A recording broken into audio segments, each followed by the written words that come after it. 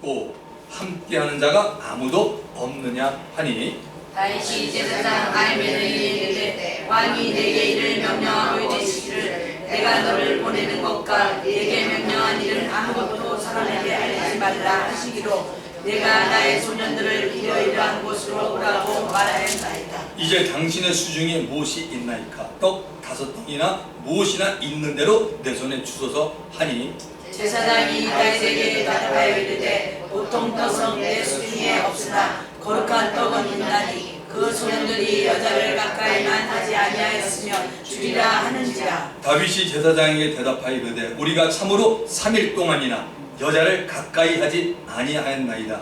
내가 떠난 길이 보통 여행이라도 소년들의 그릇이 성결하겠거든 하물며 오늘 그들의 그릇이 성결하지 아니하겠나이까 하매 제사장이 그 거룩한 떡을 주었으니 거기는 진설된 곧 여호와께서 물려낸 떡밖에 없었습니다. 이 떡은 돈 떡을 드리는 날에 물려낸 것이더라. 그날에 사울의 신하 한 사람이 여호와 앞에 머물러 있었는데 그는 도액이라 이름하는 에돔 사람이요 사울의 목자장이었더라. 다윗이 아히멜렉에게 이르되 여기 당신의 수중에 창이나 칼이 없나이까? 왕의 일이 급함으로 내가 내 칼과 무기를 가지지 못하였나이다 하니 제사장이 이르되 네가 엘라 골짜기에서 죽인 블레셋 사람 골리앗의 칼이 보자기에 쌓여 에봇기에 있으니 네가 그것을 가지려거든 가지라. 여기는 그것밖에 다른 것이 없느니라 하는지라. 다윗이 이르되 그 같은 것이 또 없나니 내게 주소서 하더라. 그날에 다윗이 사울을 두려워하여 일어나 도망하여 아두방 아기스에게로 가니 아기스의 신하들이 아기스에게 말하되 이는 그 땅의 왕 다윗이 아니니까 무리가 춤추면 이 사람이 이를 노래하며 이르되 사울이 죽인 자는 천천히요 다윗은 만만히로다 하지 아니하였나까 한지라.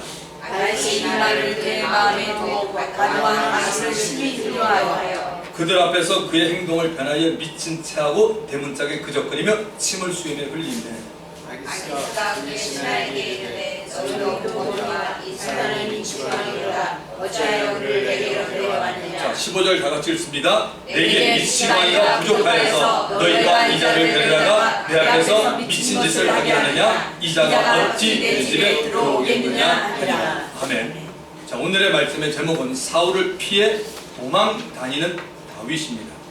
그래서 여러분이 오늘 다윗에 관한 우리 설교 5번째 시간인데 제일 처음에 들은 것이 택함을 받은 다윗, 그리고 사울왕을 처음으로 만나는 다윗, 그리고 골리앗을 무찌르는 다윗, 그리고 사울왕의 눈에 벗어난 다윗, 그리고 이제 사울왕을에서 피해서 도망다니는 다윗입니다. 다윗이 전쟁에서 승리하고 돌아왔을 때 그는 이스라엘 백성들에게 어마어마한 환호를 받았습니다. 사무엘상 18장 7절부터 8절에 나오죠. 스크린에 보시면 나와 있죠. 여인들이 뛰놀며 노래하며 이르되 사울이 죽인 자는 천천히요 다윗은 만만히로다 한지라. 사울이 그 말에 불쾌하여 심히 노하여 이르되 다윗에게는 만만을 돌리고 대개는 천천만 돌리니 그가 더 얻을 것이 나라 말고 무엇이냐 하고, 특히 여인들은 소고와 경세를 가지고 노래하고 춤을 추며 환영했습니다. 그러나 그 환호 가운데 이스라엘 여인들이 사울 왕과 다윗 자신을 비교하는 말로 인해서 오히려 왕의 오해를 사고 사울 왕의 심기가 뒤틀리고 불쾌해졌습니다. 사울 왕은 자신이 통치하고 있는 이스라엘의 권력이 다윗에게 넘어갈지 모른다는 생각에 사로잡히게 됩니다. 그날 이후로 왕의 마음에 한 가지 결정을 합니다. 사무엘상 18장 9절 짧은 말씀이지만 굉장히 중요합니다. 그날 이후로 사울이 다윗을 주목했다. 참 중요한 말씀이죠. 이런 이유로 왕이 장군 다윗을 주목했다는 얘기입니다. 요즘 우리말로 하면 찍었다는 거죠. 다윗을 저놈 하고 왕이 다윗을 딱 마음에 찍고 있다는 얘기입니다. 다윗을 사랑하는 사울왕의 마음이 처음엔 사울왕이 다윗을 사랑했어요. 근데 일순간 다윗을 미워하는 마음으로 바뀌었습니다. 그 미움으로 다윗을 더 이상 이스라엘 나라에서는 내가 저 친구를 키워서는 안 되겠구나라고 마음에 생각합니다. 여러분 지금 사무엘상 21장을 폈는데 지금 도망다니는 다윗이 우리가 보기 때문에 제가 이 부분을 조금 설명을 좀 해드리겠습니다. 사무엘상 20장의 얘기인데 굉장히 중요한 얘기입니다. 여러분 요나단이라고 얘기 들어봤죠? 다윗하고 굉장히 친한 친구입니다. 요나단이라는 친구가 있는데 요나단이 가만히 보니까 자기 아버지가 다윗을 참 싫어해요. 보통 싫어하는 게 아니라 정말 싫어요. 죽일 것 같아요. 그런데 우리가 느끼니 그렇잖아요. 설마 우리 아버지가 저렇게 나를 위한 다윗을 죽일까? 이런 생각을 합니다. 그래서 요나단이 한번 아버지의 마음을 정말 확인하고 싶어서 다윗에게 얘기합니다. 다윗아, 너 나 좀 만나자. 그래서 만나서 들판으로 나갑니다. 들판으로 나갔는데 그 들판 곁에 보면 에셀이라는 지역이고 큰 바위가 있는데 다윗에게 이렇게 말합니다. 내가 볼 때는 내 아버지가 정말 마음으로 너를 죽이고자 한 거였지만 정말 죽일까? 나도 잘 모르겠으니까 한번 이렇게 하자. 그러면서 얘기합니다. 너 3일 동안 너 이 들에 그냥 좀 있어라. 왜냐면 여기 이제 성경에 나왔지만 월삭이라고 있습니다. 안식일 말고 월삭은 뭐냐면 매달 초하루. 그날은 그러니까 이스라엘 백성들이 하나님 앞에 거룩한 날을 지키는데 2월 1일, 뭐 1월 1일, 3월 1일 이 초하루를 갖다가 하루 전체를 하나님 앞에 드리는 그런 날이 됐는데 이제 조금 있으면 월삭이 됩니다. 그러니까 월삭이 다가오니까 지금 뭐라고 얘기하냐면 분명히 우리 아버지가 네가 장군이가 너를 찾을 텐데 너 자리에 없어라. 그럼 내가 그때 너희들다가 좀 변명을 하고 얘기를 하겠다. 이렇게 얘기하면서 요나단이 다윗에게 뭐라고 말하냐면 너 여기 숨어 있다가 우리 아버지의 마음을 내가 정말 살펴볼 테니까 아버지가 정말 너희를 죽이려 작정했으면 내가 너한테 알려줘야 되지 않겠냐면 사인을 보냅니다. 뭐냐면 내가 아버지랑 얘기하다가 아버지가 결정을 내린 다음날 내가 활을 쏠 거다. 활을 쏘면서 우리 내 밑에 있는 소년한테 가서 내가 쏜 활을 주소라고 시킬 거다. 근데 잘 들으라 그럽니다. 다윗에게. 그런데 내가 뒤에서 막 소리치는데 얘야 그 화살이 네 옆에 있다 그러면은 그거는 바로 네가 도망갈 필요가 없다. 우리 아버지가 너를 정말 싫어하는 건 아니다. 이렇게 한 거고 화살이 네 앞에 멀리 가 있다 그러면은 너는 무조건 도망가라. 우리 아버지가 너 죽인다. 이렇게 약속을 합니다. 지금 제가 이거 성경에 나온 얘기를 여러분 쉽게 좀 설명해 드린 거예요. 그래야 지금 도망다니는 다윗을 이해가 되잖아요. 자, 그리고 난 다음에 그날이 이르렀습니다. 자, 그래서 월삭날인데 밥을 먹는데 그때 사울왕이 보니까 사울왕의 그 가장 총사령관이 누구냐면 다윗은 아닙니다. 다윗은 장군 중에 하나였고 아브넬입니다. 여러분이 사무엘상을 공부하면 너무 이게 재밌습니다. 삼국지보다 더 재밌습니다. 사실은 보면 여기에 보면은 이 아이도벨이라는 그런 제갈공명 같은 사람도 등장합니다. 그러니까 기략가들도 등장하는데 그때 아브넬이라는 장군이 있는데 그가 항상 옆에 있죠. 그러니까 경호 책임자입니다. 그런데 왼쪽에 다윗이 있는 다윗이 안 보이는 거예요. 근데 첫날 밥을 먹으면서 아버지가 밥을 먹으니까 요나단은 아버지 앞에 딱 서 있습니다. 있는 장면입니다. 그런데 아버지가 다윗에 대해서 물어볼 것 같은데 그냥 지나갑니다. 아무 얘기도 안 해요. 그러니까 요나단이 좀 불편한데 그 다음날도 또 같이 밥을 먹는데 드디어 아버지가 얘기합니다. 요나단아, 다윗 어디 갔어? 이렇게 물어봅니다. 그러니까 요나단이 얘기합니다. 다윗 아버지 아시잖아요. 다윗 고향이 베들레헴입니다. 베들레헴에 아마 식구들 만나러 무슨 일이 있어서 갔겠죠. 이렇게 말합니다. 그때 아버지가 막 진노합니다. 아버지가 뭐라고 얘기하냐면 요나단이 자기 아들인데 그럽니다. 요나단이 진짜 아주 굉장히 기분 나쁜 말을 합니다. 그러니까 성경에 여러분 거기 보시면은 자, 여기 성경에 있으니까 성경을 한번 보십시다. 자, 20장에 보면은 20장 30절에 나옵니다. 사울이 요나단에게 화를 내며 그에게 이르되 폐역무독한 계집의 소장아, 네가 이세 아들을 다윗이 하나 택한 것이 너의 수치와 네 어미의 벌거벗은 수치됨을 네가 어찌 알지 못하느냐. 너 지금 다윗을 친구로 삼고 있지? 이 망할 놈아. 이런 얘기를 지금 하고 있는 겁니다. 왜 그 친구를 친구로 삼았느냐? 그렇게 얘기를 하고 있는 것입니다. 그리고 사무엘상 20장 31절 한번 보십시오. 스크린에 나옵니다. 자, 이세 아들이 땅에 사는 동안 누굽니까? 다윗이 이 땅에 사는 동안은 너와 요나단에게 말합니다. 너의 나라가 든든히 쓰지 못하리라. 그런즉 이제 사람을 보내어 그를 내게로 끌어오라. 그는 죽어야 할 자니라 한지라. 이렇게 됩니다. 조금 여러분이 이해가 됐으면 합니다. 아버지 사울의 말에 요나단은 마음이 정말 아팠지만 다윗에게 왕을 빼서 내 길로 가라라고 말합니다. 이렇게 해서 사무엘상 21장부터 다윗의 도망다니는 역사가 시작되고 있습니다. 사람이 여러분 사람 때문에 도망다니는 일은 정말 피곤하고 힘든 일입니다. 혹시 저와 여러분들이 사람 때문에 도망다녀본 경험 여러분 있습니까? 없으세요? 여러분 평생 살면서 빚쟁이라든지 뭐 여러 가지 하여튼 좋은 일은 아니어도 사람 때문에 도망다니는 거 굉장히 피곤한 일입니다. 다윗의 경우는 자신이 직접 사울 왕에게 피해를 입히거나 잘못한 적은 없습니다. 그는 사울 왕 옆에서 자신에게 맡겨진 직분과 일을 오히려 충성스럽게 감당했습니다. 참 억울한 입장입니다. 성경에 하나님의 영광을 위하여 선하게 쓰임받은 사람들이 등장합니다. 그 가운데 오랜 세월 동안 도망 다닌 자들도 여러분 있습니다. 제가 몇 사람 말해볼게요. 야곱은 형 에서의 장작 권리와 아버지 이삭으로부터 축복을 가로챘습니다. 야곱의 어머니 리브가가 야곱을 살리기 위해 자신의 오빠 라반이 있는 밧단 아람에 가서 살으라고 말하는데 20년 동안을 도망다니고 피해 살게 됩니다. 모세는 여러분 어때요? 자기의 동포를 애굽 사람으로부터 구하려다가 살인을 저지릅니다. 그리고 미디안 광야로 도망쳐 40년 동안을 갔다가 도망자 생활합니다. 모세가 신약에서는 어때요? 사도 바울이라는 인물 아시잖아요.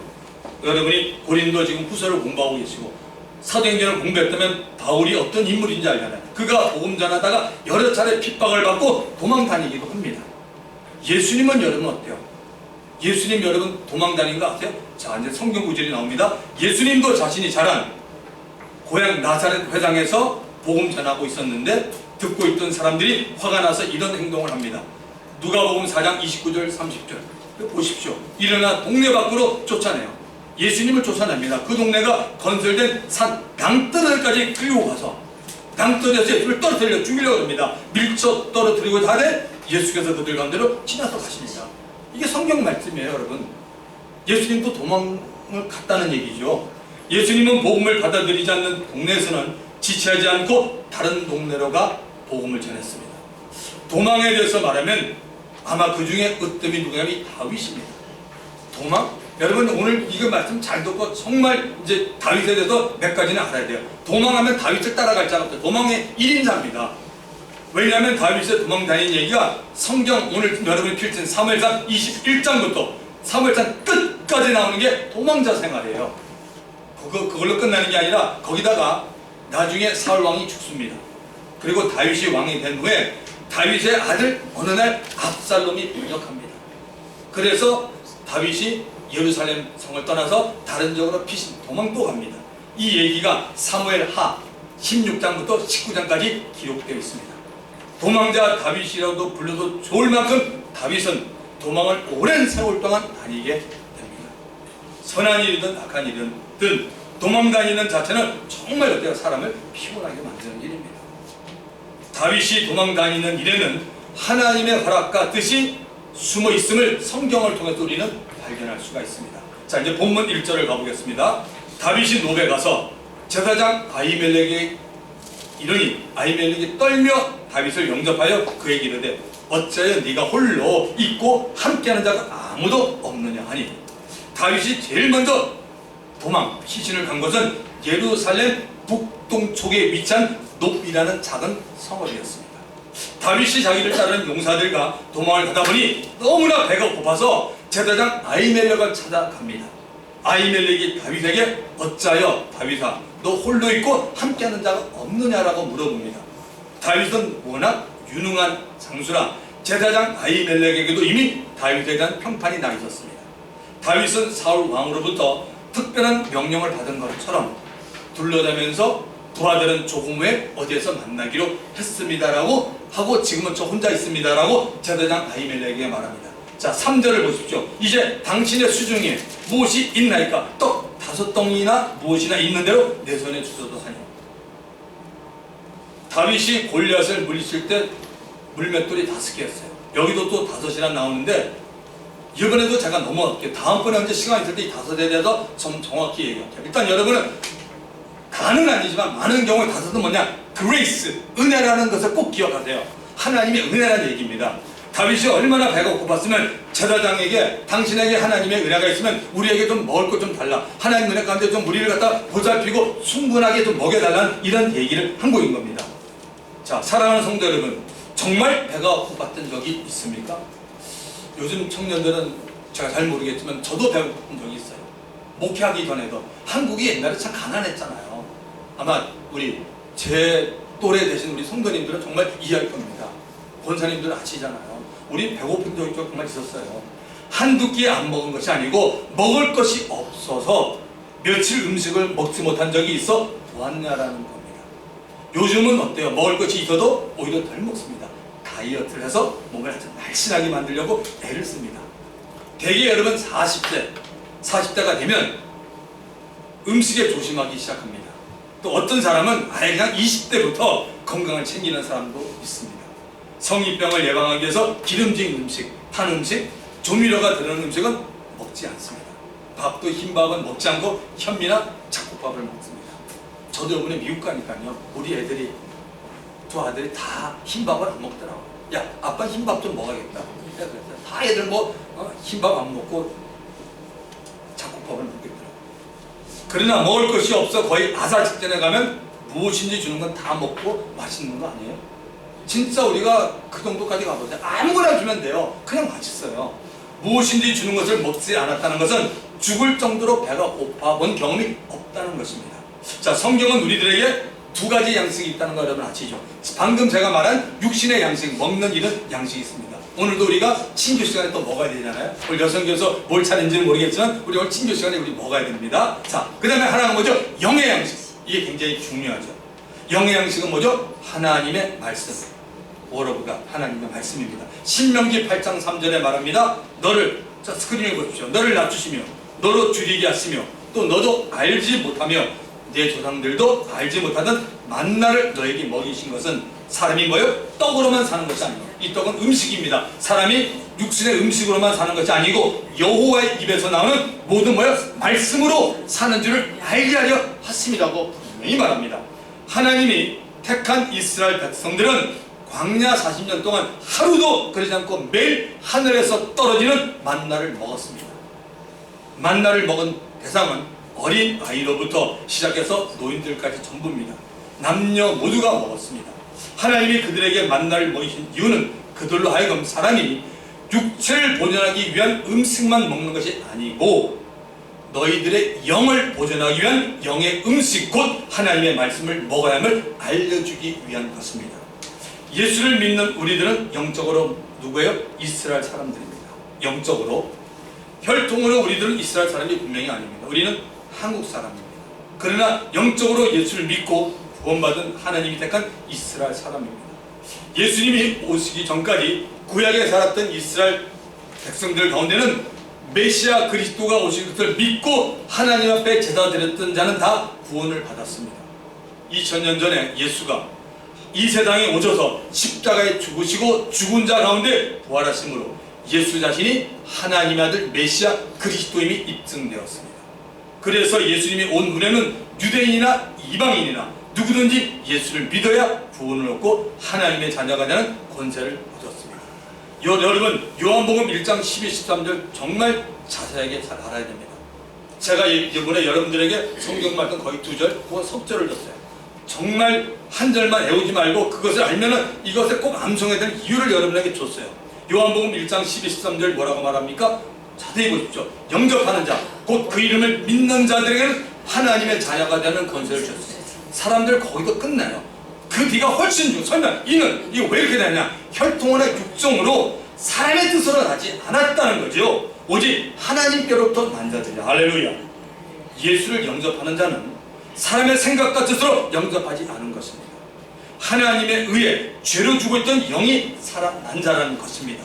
예수를 믿게 된 것은 하나님의 은혜요, 예수를 구세주요 그리스도라고 믿을 수 있는 믿음을 주었게 믿은 것입니다. 저는 이렇게 믿는 목사인데 여러분도 좀 이렇게 정말 믿었으면 감사드리겠습니다. 내가 믿었다고 말하지 마십시오. 정말 하나님의 은혜 가운데 나중에 여러분 알아요. 내가 자꾸 믿었다고 얘기하면 어때면 우리는 얼마나 연약해요. 여러분 매일 하나님께 기도하십니까? 못할 때 있어요. 그럼 못할 때는 뭡니까 여러분?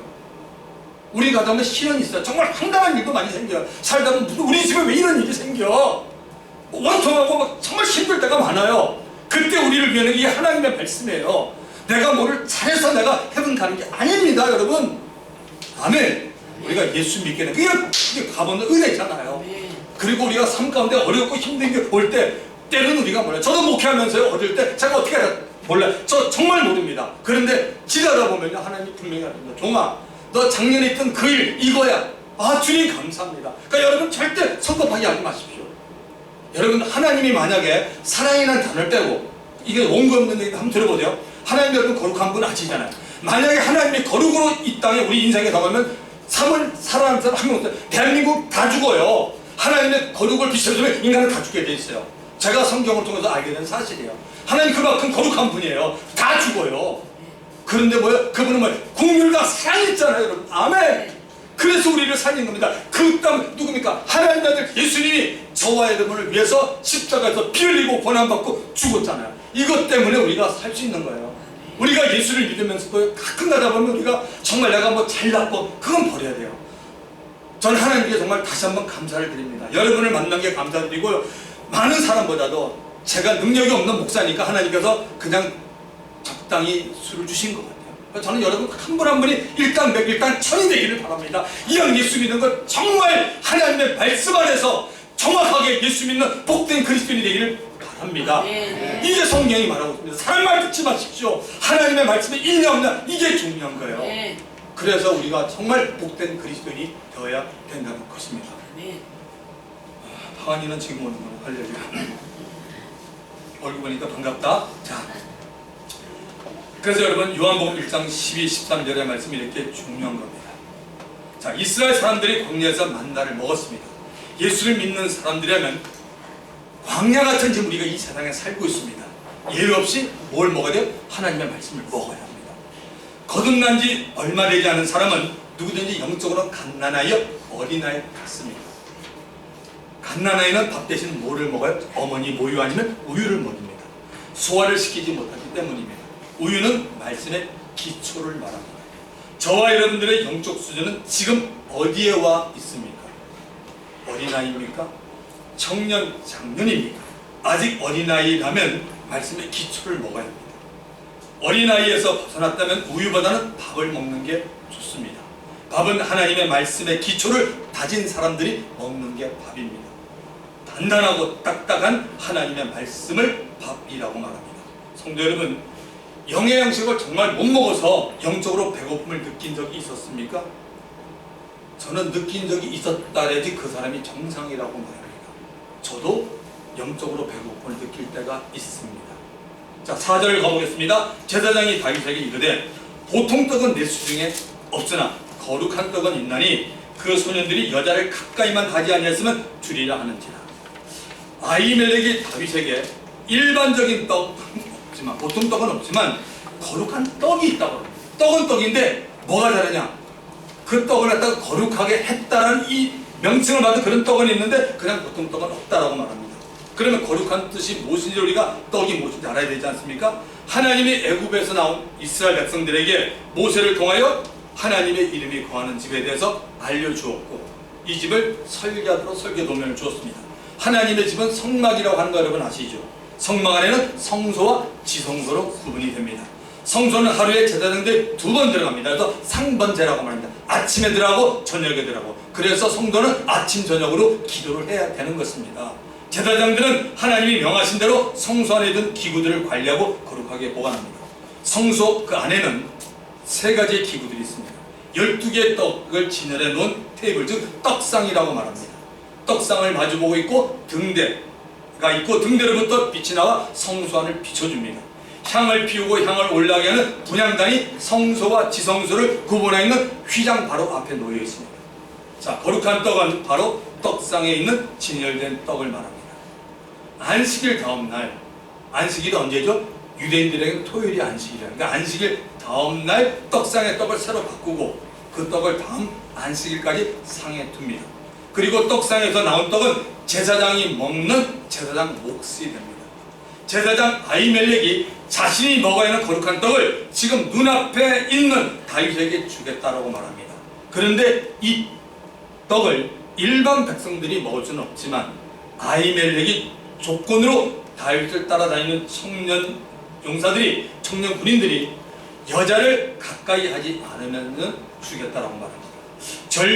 젊은 혈기가 왕성한 사람들이 전쟁에서 종종 여자를 겁탈하는 일들이 아군이나 적군에게 인류 역사 속에 늘 있는 일입니다. 그래서 제사장이 다윗을 따르는 자 가운데 여자를 가까이 한 자는 거룩한 떡을 먹지 말라고 했습니다. 아히멜렉의 말에 다윗이 어떻게 답하는지 5절로 가보겠습니다. 다윗이 제사장에게 대답하여 이르되 우리가 참으로 3일 동안이나 여자를 가까이 하지 아니하였나이다. 나의 떠난 길이 보통 여행이라도 소년들의 그릇이 성결하겠거든 하물며 오늘 그들의 그릇이 성결하지 아니하겠나 하며, 제사장님 3일 동안 우리 일행 전부는 여자를 가까이 하지 않았습니다. 제가 단순히 길을 떠나 여행을 갔더라도 나의 부하들이 몸의 성기를 유지했을 것인데 하물며 지금 왕 사울의 명령을 듣고 적군들과 싸웠던 우리들의 몸이 성결한 것은 지극히 당연한 일이 아니지 않습니까? 라고 말합니다. 우리 예수 믿는 자들의 몸에 대한 신약의 가르침은 어떻게 말하고 있나요? 고린도전서 6장 18절 음행을 피하라. 스크린에 이게 안 나오나? 음행을 피하라. 사람이 범하는 죄마다, 이 스크린을 보십시오. 문 밖에 있거니와 음행하는 자는 자기 몸에게 죄를 범한다. 신약의 가르침을 보는 겁니다. 여기서 말하는 음행은 두 가지입니다. 하나는 혼인한 주의 자녀가, 결혼한 주의 자녀가 다른 이성과 몸을 썩는 것을 말합니다. 또 하나는 주의 자녀가 매춘을 하는 것을 말합니다.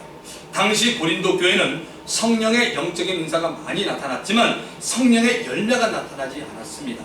그 결과 교회 안에 당을 짓는 사람들이 많았고, 바울파, 아볼로파, 그리스도파, 게바파 이런 파들이 있었잖아요. 또 음행하는 자들이 있었습니다. 계모와 동침을 한 자도 있었고 창기와 동침을 한 자들도 있었습니다. 그래서 바울이 고린도 교회에 이런 말을 했던 겁니다. 고린도전서 6장 19절 20절 너희 몸은 하나님께로부터 받은 바 너희 가운데 계신 성령의 전인 줄 알지 못하느냐? 너희는 너희 자신의 것이 아니라 값으로 산 것이 되었으니 그런즉 너희 몸으로 하나님께 영광을 돌리라. 여러분 처음 은혜 받았을 때, 그러니까 처음 여러분 정말 본 녹여냈을 때 교회 나온 거 얘기하는 거 아니에요. 여러분 하나님의 말씀 어떤 말씀들이 많이 들어왔나요? 저는 지금 이런 말씀들이 저한테는 진짜 막 어마어마하게 막 들어왔던 말씀들이에요. 그리고 우리 오늘 찬양 부르면서요, 김현준 집사님하고 김상민 집사님 찬양 부르는데 아까 제 표정 봤어요. 제가 굉장히 좋았어요. 그 왜 그랬냐면요, 처음 제가 은혜 받고 난 다음에 지금 찬송가는 제가 모르지만 옛날 찬송가 장을 많이 해요. 222장의 거룩한 집, 그리고 293장이 뭐냐면 천국에서 만나보자요. 이상하리 많지. 저 처음에 거듭 나와서 저희 집에서 청년들이 많이 모였어요. 부부들이 이렇게 모여서 할 때 제일 많이 부르던 찬송이 바로 그 찬송이었어요. 저 매일 천국이었어요. 매일 떠다녔어요. 그리고 제가 맨눈에 신학교 간 거죠. 아 정말 하나님 은혜 받고 나니까 너무너무 좋은 거예요. 가만히 있을 수가 없는 거야. 맨날 천국에서 만나보자, 뭐 거룩한 집, 할렐루야, 맨날. 그 찬송이 실질적이야. 성과물이 이러는 거예요. 여러분 세상의 노래도 뭐 들을만 하지만 천국 정말 영적인 거예요. 하나님의 찬송들이 얼마나 이렇게 좋아요. 그런 것처럼 지금 제가 처음에 은혜 받고 난 다음에 하나님의 말씀을 보는 가운데 이 고린도전서 이런 부분도 진짜 마음에 들었어요. 그러니까 제가 형식으로 다닐 때 이런 말씀 전혀 상관도 없는 말씀이었는데 은혜 받고 보니까 그렇구나. 야 내가 하나님의 성도냐? 나 같은 사람이 너무너무 감사한 거야. 그러니까 이런 걸 알게 되면 되게 보면요, 한국 사람들이 왜 이렇게 술을 많이 마시고 담배를 많이 피우는지 몰라요. 이런 거 알면 그냥 나가는 거예요. 여러분들 강조할 필요가 없어요. 이런 말씀이 자기에게 들어오면 돼요. 아멘. 본인에게 들어오면 돼요. 야 하나님의 성전이 있는데 여기다가 담배 연기를 넣어? 여기다 술을 마셔? 이게 말이 안 되는 거야. 그러니까 이게 하나님의 말씀이야. 누가 가르쳐도 되는 게 아니에요. 그렇게 할 필요가 없어요. 이게 참 놀라운 하나님의 은혜입니다. 자, 고린도전서 6장 20절 값으로 산 것이라으니 그런즉 너희 몸으로 하나님께 영광을 돌리라. 예수를 믿고 나면 저와 여러분의 몸은 우리의 것이 아닙니다. 하나님의 것인 성령의 전이 되었다라고 말합니다.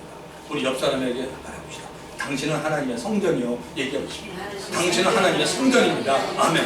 정말 하나님이 기뻐하는 것은 여러분 제가 말씀드릴게요. 저 사랑의 교회나 여의도교회 건물이 아니라 여러분과 저 안에 있는 몸, 우리의 자신을 하나님이 더 기뻐하는데 믿으시기 바랍니다. 우리가 얼마나 거룩한 하나님의 성전입니까? 믿기 전과 믿고 난 후에 우리의 육체는 하나님이 볼 때 상당히 다릅니다. 믿기 전에는 우리 하나님의 자녀가 아니었습니다. 마귀의 종으로 살았기에 우리 몸에 대해서 하나님이 간섭하지 않았지만 예수 믿고 하나님의 자녀가 되면 그 사람의 몸은 하나님의 것이 되고 하나님의 성전이 됩니다. 그래서 우리의 몸은 하나님의 영광을 위해서 사용되어야 합니다. 하나님은 자녀들이 그의 배우자와 동침하는 것은 얼마든지 허락하고 기뻐하십니다. 그뿐 아니라 아름다운 가정을 이루시는 것도 바라고 계십니다. 여러분들도 나이에 상관없이 믿음으로 자녀를 있으면 더 자녀 놓으시고, 그리고 젊은 사람들 자녀 많이 낳아요. 저도 이번에 가서 우리 애들 또 얘기했어요. 둘 하나 아니면 큰 놈이 둘, 작은 놈이 하나지만 낳았으면 또 나. 가장 귀한 게 이거예요. 예수만 잘 믿어도 이거보다 더 귀한 게 어디 있겠습니까? 정말 하나님 은혜죠. 그래서 우리가 하나님의 영광을 위해서 사용해야 되는데, 그러나 하나님의 자녀들이 배우자 위에 다른 사람과 동침하는 것에 대해서는 아주 강한 징계를 내립니다. 자, 고린도전서 3장 16, 17절. 제 얘기 안에 다 하나님 말씀에 나와 있잖아요. 너희가 하나님의 성전인 것과 하나님의 성령이 너희 안에 거하신 걸 알지 못하냐. 누구든지입니다. 왜가 없어요? 누구든지 하나님의 성전을 더럽히면 하나님이 그 사람을 멸하시리라. 왜? 하나님의 성전은 거룩하니 너희도 그러하라. 그래서 우리가 하나님 말씀 알아야 돼요. 성경이 말하고 있잖아요. 자, 이제 본문 6절을 가보시겠습니다. 제사장이 그 거룩한 떡을 주었으니, 이제 여러분 성경을 보실 분은 보시고 이게 또 스크린을 보면 됩니다. 제사장이 그 거룩한 떡을 주었으니 거기는 진설병 곧 여호와 앞에서 물려낸 떡밖에 없습니다. 이 떡은 더운 떡을 드리는 날에 물려낸 것이라. 다윗의 말을 듣고 제사장 아히멜렉이 제사장들만이 먹는 떡을 다윗과 그 부하들에게 주었습니다. 여호와 앞에 물려낸 떡이란 말을 알고 있어야 본문의 말을 이해할 수 있을 것 같습니다. 안식일에 막 쪄낸 뜨거운 떡을 놓기 위해서 지난주에 놓아두었던 떡을 빼는 날입니다. 이 지난주에 있었던 거룩한 떡을 다윗과 그 부하들이 함께 그곳 성전에서 안식일에 먹은 겁니다. 예수님이 이 세상에 오셔서 사역하는 동안 유대인들과 안식일에 대한 논쟁을 여러 번 합니다. 그 논쟁 가운데 예수님이 오늘 이 본문의 말씀을 인용합니다. 다윗이 제사장 아히멜렉에게 떡을 얻어먹은 날이 안식일이었다고 주님이 말씀합니다. 마태복음 12장 1절부터 8절인데 그냥 저거만 놓으세요. 나중에 찾아보세요. 마태복음 12장 1절부터 8절에 이 얘기를 예수님이 합니다. 안식일날 예수님과 제자들이 밀밭 사이로 지나가고 있었습니다. 제자들이 배가 너무 고파서 밀에 이삭을 잘라 먹었습니다. 이 광경을 마침 바리새인들이 보았습니다. 바리새인들이 예수께 당신의 제자들이 안식일에 해서는 안 될 일을 했다라고 말합니다. 그들의 생각은 뭐냐면 이삭을 잘라 먹은 것도 도인 일이라고 봤습니다. 그래서 왜 안식일에 일을 하냐라고 말한 겁니다. 이들의 말에 예수님이 이렇게 말합니다. 마태복음 12장 3절 4절. 예수께서 이르시되 보십시오. 다윗이 자기와 함께한 자들이 시장할 때 한 일을 잃지 못하였느냐. 그가 하나님의 전에 들어가서 제사장 외에는 자기나 그 함께한 자들이 먹어서는 안 되는 진설병을 먹지 아니하여. 여러분 보십시오. 예수님도 성경 말씀하잖아요. 정확히 하잖아요. 예수님이 종교식으로 가득 찬 바리새인들에게 안식일의 정신과 누구를 위한 안식일인지를 알려주고 있습니다.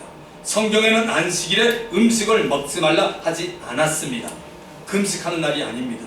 하나님이 6일 동안 창조하시고 7일째 거룩하게 하여 쉰 것이 6일 동안 일하고 하루는 일을 하지 말라고 하는 겁니다. 예수님은 사람의 기본적인 문제는 일이라고 생각하지 않습니다. 몸이 아픈 문제가 무슨 일이에요? 배고픔의 문제가 일입니까? 보지 않았는데 유대인들은 이것을 여러분 일로 본 겁니다. 예수님은 몸이 아픈 자는 고침을 받아야 하고 배고픈 자는 뭐예요? 먹어야 합니다. 그래서 예수님은 당신을 이 세상에 보내신 하나님의 아버지의 마음을 유대인들에게 다시 알려주신 겁니다. 하나님은 형식적인 제사보다는 어떤 제사를 원해요? 긍휼과 자비를 원하고 있다라고 주님은 말합니다. 마태복음 12장 8절 인자는 안식일의 주인이라 하시니라. 참 하나님이 참 사람으로 오셔서 인자라고 자신을 칭하였던 예수님은 안식일의 주인이 자신이라고 말합니다. 그리고 사람이 안식일을 위해 존재하는 것이 아니고 안식일이 사람을 위하여 존재한다고 분명하게 가르치고 있습니다. 사람이 여러분 그만큼 중요합니다. 자, 7절을 가봅시다. 그날에 사울의 신하 한 사람이 여호와 앞에 물러서 있는데 그는 도액이라 이름하는 에돔 사람이요 사울의 목자장이더라. 참으로 안 좋은 장면이 나옵니다. 도액이라는 사울왕의 신하가 아히멜렉이 제사장으로 지내고 있던 성전에 와 있었습니다. 거기다가 이 친구 도액이 아히멜렉이 다윗에게 떡을 준 것을 다 봤습니다. 사무엘상 22장에 가보시면 이거 숙제로 내드릴게요. 제가 다음 주에는 26장 좀 설교할 겁니다. 그러니까 22장에 가보시면 이 도액의 참소 고자질로 인해 아멜렉 이 집안이 아주 대참변을 할 정말 안타까운 사건이 등장합니다. 자, 8절을 가보겠습니다. 다윗이 아히멜렉에게 이르되 여기 당신의 수중에 창이나 칼이 없나이까? 왕의 일이 급함으로 내가 내 칼과 무기를 가지지 못하였나이다 하니, 요나단으로부터 사울 왕이 다윗을 찾는다는 말을 듣고 다윗은 부하들과 함께 부지런히 도망을 나오느라 다윗 자신의 칼과 병기를 가지고 나오지 못했습니다. 우리도 삶 가운데 갑자기 어려움을 만나게 되면 당황하지 않습니까? 당황하지 않는 분 계세요? 얼굴 표정은 다르지 뭐지만 겉으로 안 그런 사람은 속으로 당황할 겁니다. 당황하다 보면 별일이 다 발생하죠. 시장 가는데 지갑을 놔두고 가는 경우 없어요? 딱 내려고 카드 봐, 이거 어디 갔어? 그래서 같이 누가 있으면 내주는데 당황할 때가 있죠. 그 다음에 가스레인지를 켜두고 나오는 경우 없으세요? 여기 우리 여성분들 가스레인지를 탁 켜놓고 나왔는데 야, 이 꺼졌는지 켰는지 잘 몰라서 되돌아가는 경우. 요즘에 핸드폰 있잖아요. 스마트폰을 손에 들고 찾는 경우가 있어요. 손에 들고. 제가 그런 사람 봤어요. 아, 목사님 제 스마트폰 없어요. 야, 임마 너 왼손에 잡고 있잖아. 내 있네요. 이렇게 경우가 없는 겁니다. 어떤 사람이 이걸 냉장고에 냉동기에 넣어준다고 그러더라고요. 별 사람이나 있어요. 그러니까 우리가 혹시 그러더라도 걱정하지 마세요. 이거 어차피 뭐 이런 일 저런 일 있는 겁니다. 당황하면 별일이 다 있습니다. 그야말로 기가 막힌 일이 발생하죠. 자, 9절을 가보겠습니다. 제사장이 이르되 네가 엘라 골짜기에서 죽인 블레셋 사람 골리앗의 칼이 보자기에 쌓여 에봇디에 있으니 네가 그것을 가지려거든 가지라. 여기는 그것밖에 다른 것이 없는지라 하는지라. 다윗이 이르되 그 같은 것이 또 없나니 내게 주소서 하더라.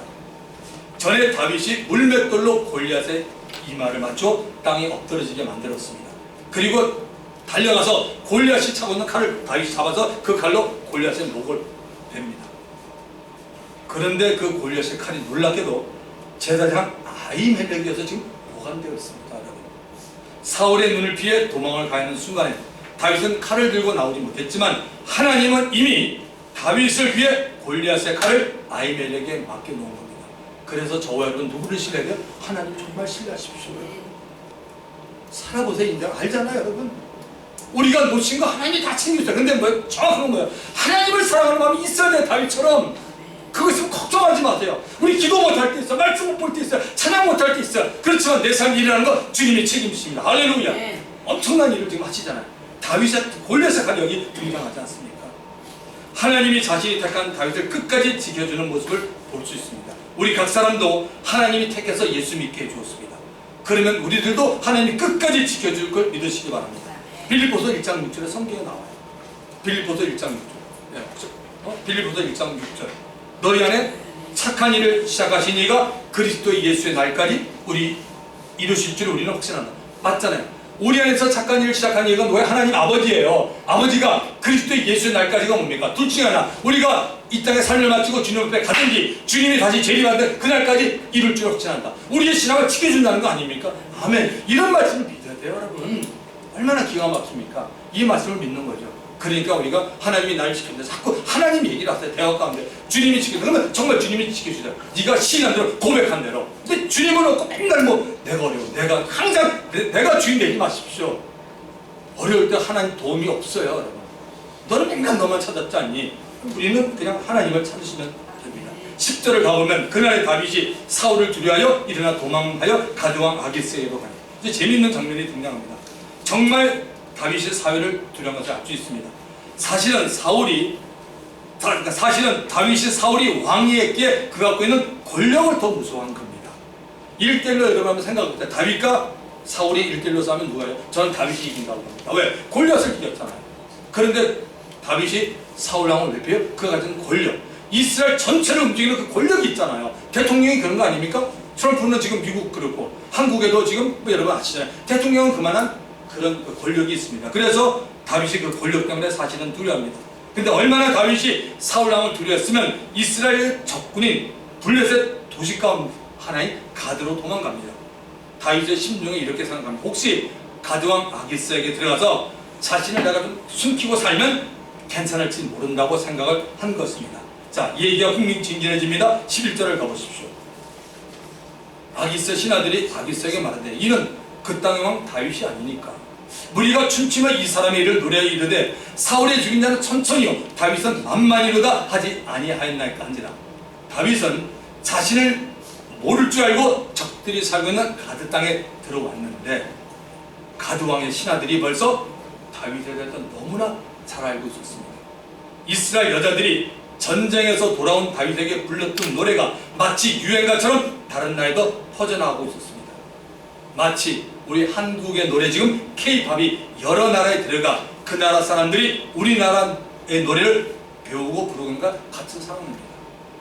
사울의 죽인 자는 천천히, 다윗의 죽인 자는 만만이라는 노래가 이 적군에게도 지금 유행되고 있었던 겁니다. 자, 12절을 보겠습니다. 다윗이 이 말을 그의 마음에 두고 가드왕 아기스를 심히 두려워하여 다윗이 계획이 수포로 돌아갔습니다.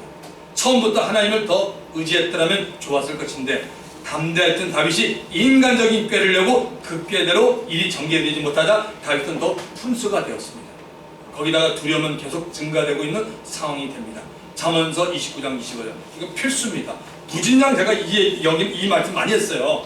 성경부 시간뿐이나 성경 가르칠 때도 참 많이 했어요. 사람을 두려워하면 올매에 걸리게 되거니와 여호와를 의지하는 자는 안전하라. 할렐루야. 하나님 의지하십시오. 사람 절대 두려워하지 마십시오.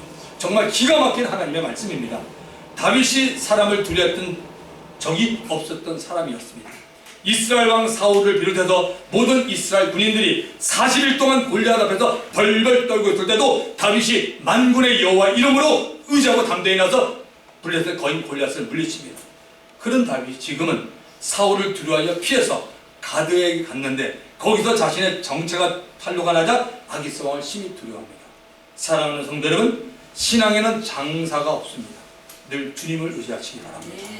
자신의 재능이나 힘이나 소유나 능력이나 지혜나 인생의 경험만을 의지하고 사는 사람은 한 번 두려움이 찾아오면 헤어나지 못합니다.